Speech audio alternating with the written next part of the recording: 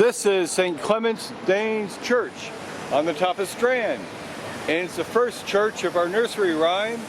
Oranges and lemons, says the bells of St. Clements.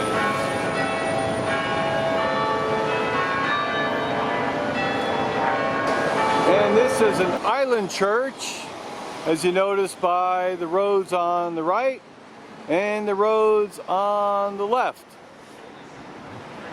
So I'll tell you a little story about St. Clements Church. So the church is really a wooden church in the year 900. Alfred the Great, he ordered the Danes to build a church. And so the Danes built our church and they called it St. Clements Danes, or St. Clements. And St. Clements is the mariner saint of the Danes. And they're seafaring people, so of course they picked a mariner saint. So for whatever reason, the church was dismantled after the Norman conquest of 1066, and it was erected in the year 1100. And in 1608, a new chancel was built over the churchyard, and in 1618 improvements were made to the tower and the other parts of the church. Now in the Great Fire of 1666, the steeple had to be torn down and a new tower was rebuilt in its place. And that new tower here is dated 1669. This is also the church of our 4-times great-grandmother and her 3-times great-grandmother, Mary Ann Bowl. And Mary Ann Bowl was baptized here on April 10, 1810 at St. Clements. And later on she married Bartholomew and Frederick Lloyd down at St. Mary's Church of Lambeth that we visited earlier. So in the old days of St. Clements, this used to be a big marketplace. And the farmers would come in from their fields and they'd sell their wares, including oranges and lemons. So that's how we get the name Oranges and Lemons. On May 1941, May 10th, the church was almost destroyed during a bombing raid during the London Blitz. And the outer walls, the tower, the steeple, they all survived, but the interior was totally gutted with fire. As a result, the church's 10 bells fell to the ground. They were placed in storage, but recast and rehung after the war. Royal Air Force, St. Clement Danes. In 1958, after the war, St. Clement Danes became the central church for the Royal Air Force, the RAF, and many of the features and statues, both inside and outside the church, commemorate the heroes of the RAF and the Allied Command. This is Hugh Caswell, Drevenhere Dowding, Air Chief Marshal. He was a fighter pilot, then commanding officer of the 16th Squadron during World War I, and air officer commanding RAF Fighter Command during the Battle of Britain in World War II. This is Sir Arthur Bomber Harris, Marshal of the RAF, Air Officer Commanding in Chief, RAF Bomber Command during the bombing campaign against Nazi Germany. There's even a mural here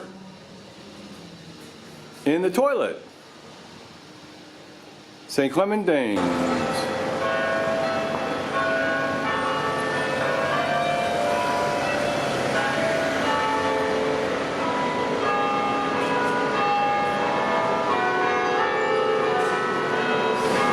So that's our first church, and hopefully we'll find the other churches of the nursery rhyme, Oranges and Lemons. You owe me 5 farthings, says the bells of St. Martin. And this is the real St. Martin Church from Oranges and Lemons. And this is what's left of St. Martin's Orgar Church. And the 5 farthings of St. Martin refer to the moneylenders who used to trade nearby. And St. Martin sits on Martin Lane, right above London Bridge, by the monument to the Great Fire of London. So the Church of St. Martin got her name from a deacon called Ordgaris, who owned the church, and he presented it to the dean and chapter of St. Paul's sometime around 1181.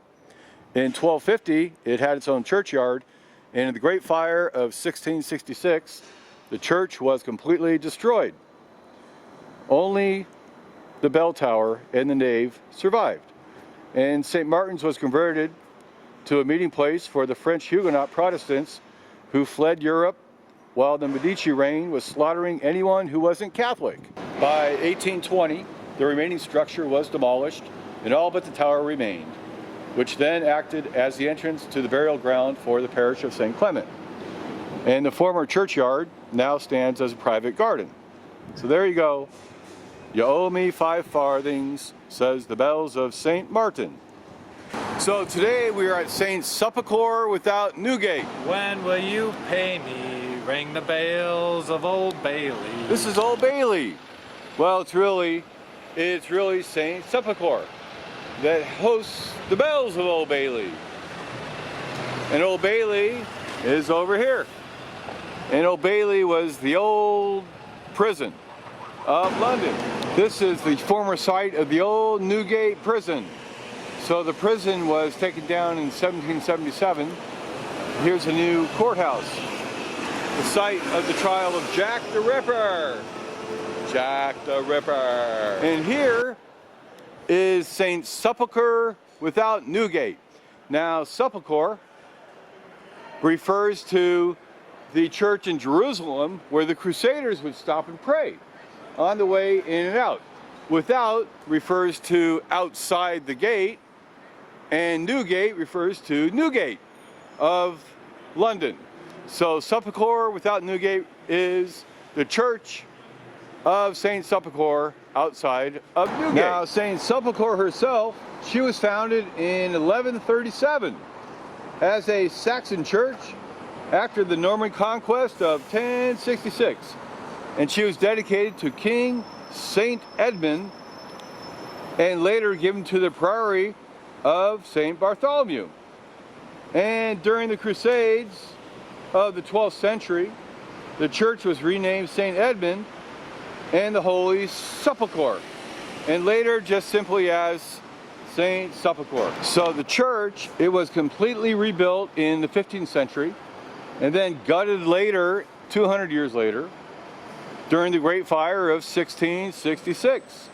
And the fire left only the outer walls, the tower, and the porch standing. And the prisoners were over at Old Bailey before they went to get hung or burned. They would pass through this church and get their last rites. And there was a gentleman who purchased this very special bell.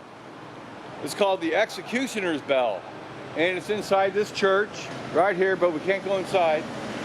But he would ring that bell every night before the person or the victim was sent to his death. So this is St. Sulpuchre-Without-Newgate. So what do you think of that story? That's awesome. That is freaking awesome, man. So here's a few factoids of St. Sepulcher. So in 1555, during the reign of the horrible Catholic Queen Bloody Mary I, St. Sepulcher's vicar, John Rogers, was burned as a heretic down at Tyburn Street. And Virginia Governor John Smith, he was buried here in 1631. His Indian friend Pocahontas, Elizabeth Warren in America, she was buried here about 25 miles east at Gravesend. And she lives today in the colors of the wind. And Roger Williams, he was the founder of Rhode Island in 1638 in America. He was baptized here. His birth records were destroyed at the Great Fire, but he was now buried in Providence, Rhode Island. But on the most lightest note, this is where we hear the bells of Old Bailey. When will you pay me? Says the bells of Old Bailey. And this is the oldest public drinking fountain you'll find in the entire world.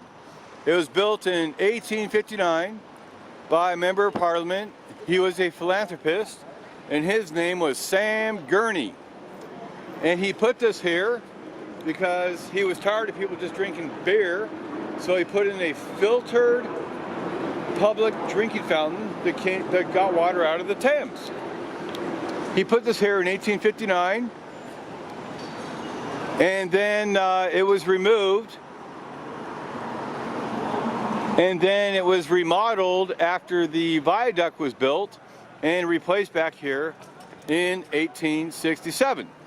So there's no water coming out of it today, but in the old days, this would be where you would have gotten your water.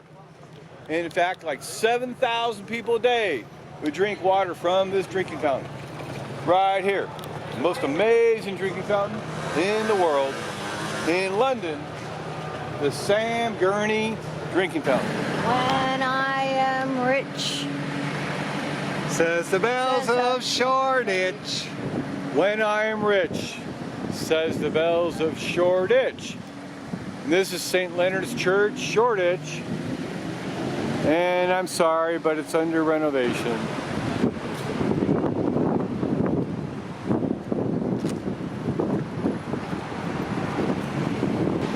This is St. Leonard's Church, about 4 miles north of London in Shoreditch.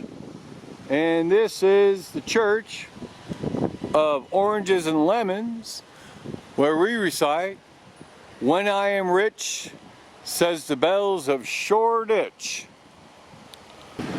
Now, St. Leonard's is mostly known for the burial site of many historical characters of Tudor period in England, and has also, since that time, England's first playhouse theater called the Theatre. So this is where the Shakespearean actors would come and perform. And there's numerous plaques and mementos inside the church commemorating their names. William Shakespeare, "My kingdom for a horse! Friends, Romans, countrymen, lend me your ears, et tu brute!" So in 1716, there's a partial collapse of the tower, and the church was rebuilt in Palladian style with a soaring steeple, 162 feet, 192 feet high. Wow! And it's exact imitation of the steeple at St. Mary Le Bow. So recent excavations have discovered the church is under a church. A church under a church. So that would have been the original St. Leonard's Church of Shakespearean fame. But that's a totally different story. You have to read on your own. So this is the back of Shoreditch Church. And Richard Warren, who is our 12 times great-grandfather, he was a pilgrim on the Mayflower. Richard Warren was born in 1580 in St. Leonard. He was baptized in this exact same church, St. Leonard's Church of Shoreditch. And it's the same time that William Shakespeare was writing his plays that were being performed here. So Richard was an immigrant on the Mayflower.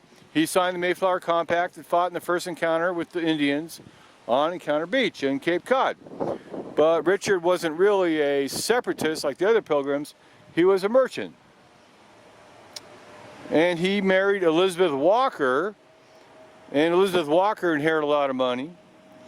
And then Elizabeth Walker came in 1623 on the ship Anne. So Richard Warren and Elizabeth Walker had 7 children, including 2 daughters named Sarah and Abigail. And Sarah married the pilgrim John Cook to become our 11 times great-grandparents.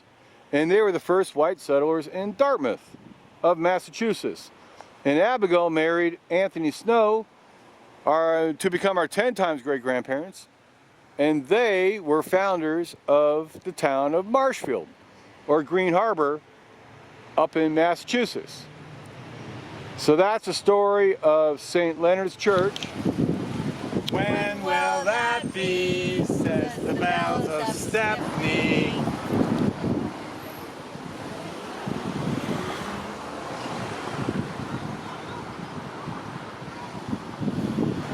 This is St. Stepney's Church. And when will that be, says the bells of Stepney. And here's the church we're talking about.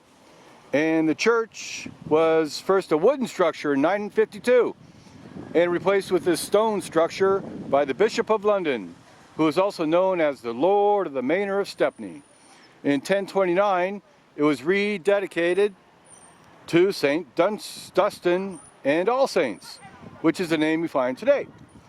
So what we're looking at is actually the third structure, is built of Kentish ragstone, mainly in the 15th century. And a fine triple sedilla is found in the chancel. And the porch and the octagonal parish room were added in 1872. So in the 19th century, the area around St. Stepney was built up primarily to accommodate immigrant workers and displace the poor people of London. It became a recluse for poverty, overcrowding, violence, and political dissent. In 1899, it went through an extensive renovation. The vestries and some of the main buildings were destroyed in the fire of 1901, including the church's organ, but the church reopened the next year in 1902. And during the German Blitz of 1941, the whole town of Stepney was totally destroyed, and in the 1960s it became a total slum. And this is the bell tower. There are 10 bells in the belfry of the tower, and the heaviest weighs 2,900 pounds. They're all cast at the local Whitechapel Bell Foundry and are tuned to C sharp.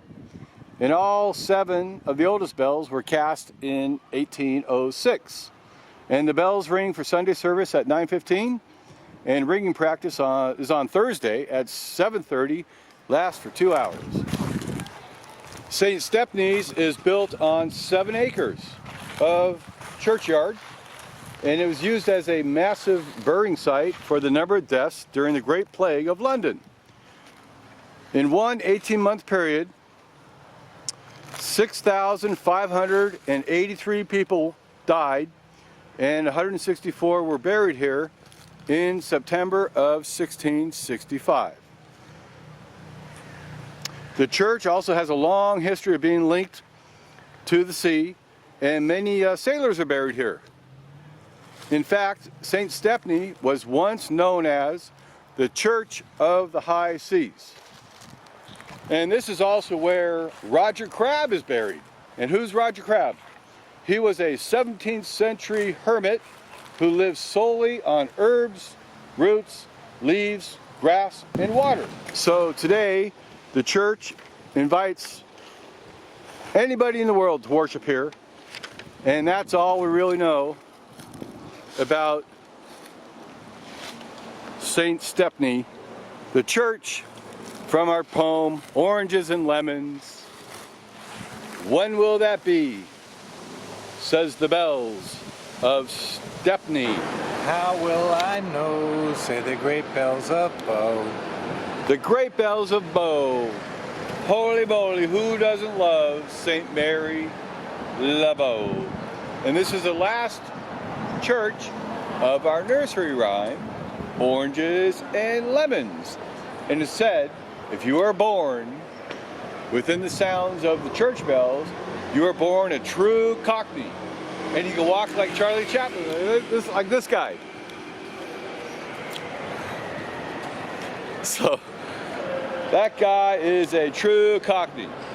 So the original church was destroyed in 1091 by the Great London Tornado, the earliest and most violent tornado ever recorded in London, and surely a product of man-made climate change. But after the destruction, the church was rebuilt by the Normans and famed for the arches of stone.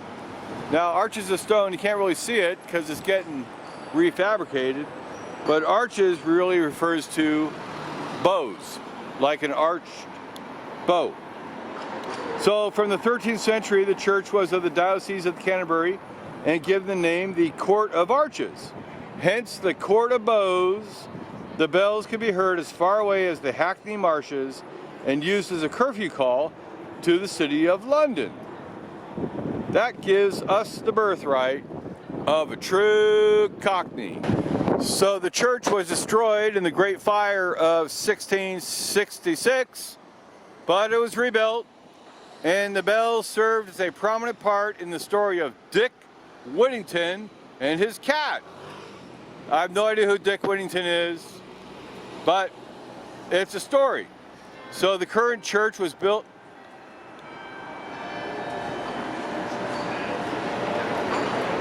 between 1671 and 1673, and this 223-foot steeple was completed in 1680. So during the German Blitz, a German bomb destroyed the entire church on May 10, 1941, and the bells crashed to the ground, but it was restored and reconsecrated in 1964, having achieved designation as a Grade 1 listed building. So today, there are currently 12 bells in the tower, all dating from 1956. And the largest is nearly 62 inches and the smallest is 28 inches. They're cast by Mears and Steinbank.